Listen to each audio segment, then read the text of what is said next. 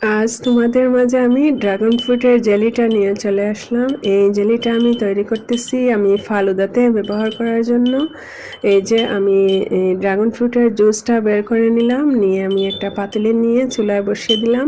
চুলায় বসিয়ে দিয়ে এখন আমি এই আগার আগার যে পাউডার আছে ওই পাউডারটা হাফ চা চামচ দিয়ে ওই আগার আগার পাউডারটা ঠান্ডা পানি দিয়ে গুলে নিয়ে ওইটা মিশিয়ে দিব যে জুসের মধ্যে মিশিয়ে দিয়ে ভালোভাবে ফুটিয়ে নিব। এই যে আমি পানি দিয়ে গুলে নিচ্ছি পাউডারটা, আগার আগার পাউডারটা মিশিয়ে নিয়ে তারপর আমি এটা দিয়ে দিব জুসের মধ্যে, দিয়ে ভালোভাবে নেড়ে নিব।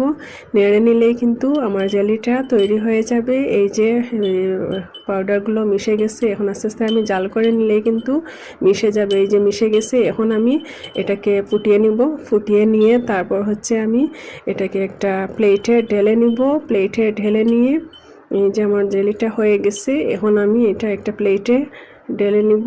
ঢেলে নিয়ে তারপর হচ্ছে ঠান্ডা করে নিব। এই যে আমি ঢেলে নিলাম।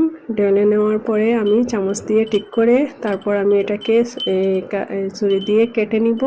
পিস পিস করে নিলেই কিন্তু আমার জেলিটা রেডি হয়ে গেল।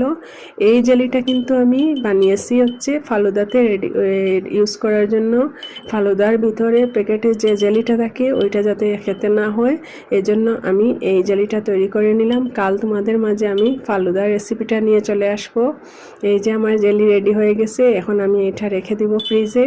এইভাবে আমি মালটা দিয়েও তৈরি করে নিব। এটা হচ্ছে ড্রাগন ফ্রুটের জেলি, আর কালকে আমি মালটার জেলিটা তৈরি করব, এরপরে আমের জেলি তৈরি করব। তৈরি করে এভাবে আমি ফালুদাতে দিয়ে দিব। সবাই ভালো থেকো, আল্লাহ হাফিজ।